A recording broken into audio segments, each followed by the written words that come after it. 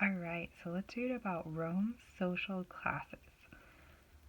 There were three main social classes in ancient Rome: patricians, plebeians, and slaves.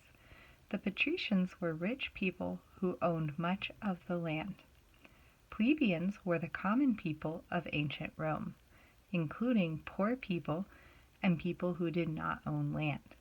By approximately 450 BCE, many members of the plebeian class lived outside the city on small farms, where they worked unless they were called into military service. Plebeians and patricians, although different in almost every aspect of their identities, depended on one another for survival.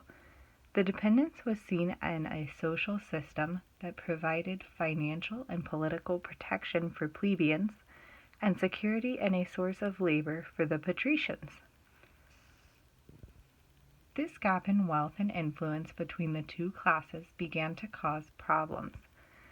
As the gap between the patrician and plebeian classes continued to grow during the time of the Roman Republic, the plebeian class began to fight for greater political power and economic equality. This fight eventually led to the creation of the 12 Tablets, the first set of written laws in Rome. The concept of citizenship changed throughout Rome's history as more people gained the right to become citizens.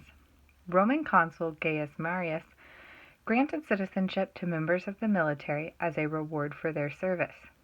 Later, Consul Lucius extended citizenship to any Italian who wanted to become a Roman.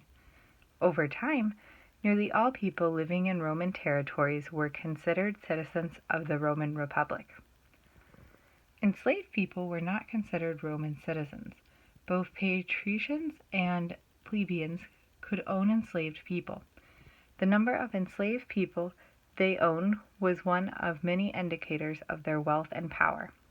In the first few centuries after Rome was founded, people did not tend to have many enslaved people. But as Rome extended its territories to include most of Europe and North Africa, the enslaved population soared.